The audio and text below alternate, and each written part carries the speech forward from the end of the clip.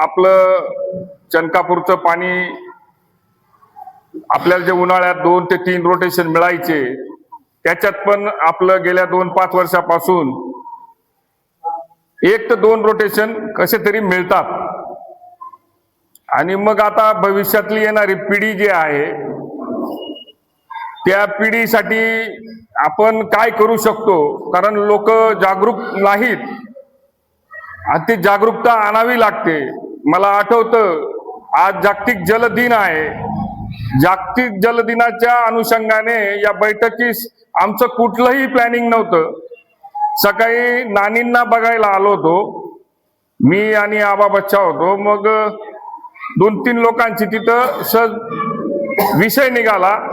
मग घाईघाईत ही बैठक आयोजित केली। केन बाबा आयरे यांच्याशी फोनवर बोलणं केलं। बाबाई म्हणे तुम्ही जे ठरवाल त्याच्याबरोबर आपण राहू, असं त्यांनी आश्वासित केलं।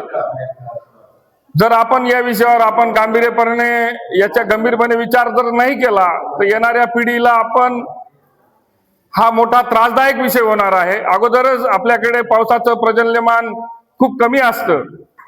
गेल्या 2-3 वर्षात थोडासा पाऊस जास्त झाल्यामुळे आपल्याला त्याची जाणीव झाली नाही। आपल्याही लोकांच्या भरपूर चुका आहेत। इरिगेशन डिपार्टमेंटकडे आपण 7 नंबरचा फॉर्म भरायलाच जात नाही, त्यामुळे कागदोपत्री डिमांडच दिसत नाही। कागदोपत्री डिमांड न दिसल्यामुळे वरिष्ठ लेवलला ज्या अधिकाऱ्यांच्या प्रशासकीय बैठका होतात त्या ठिकाणी मांडणी करणं अवघड जातं। ती सुद्धा आपली म्हणजे एक दुर्बलता म्हणावी लागेल, की लोकांमध्ये ती जागरूकता नाही। हे सर्व आपण बघत आलो आहोत।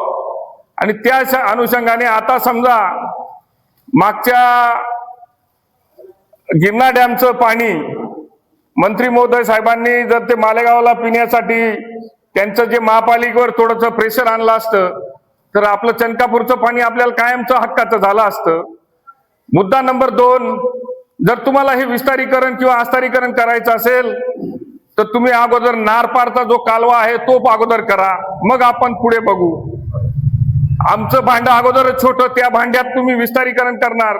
जे काही 8-10 दिवस समजा तो कॅनल चालत होता, 2 इंची पाईप टाकल्यानंतर आणि 4 इंची टाकल्यानंतर फरक पडतो। तो भरणाही लवकर होईल तिकडचं रावळगावचा डॅम।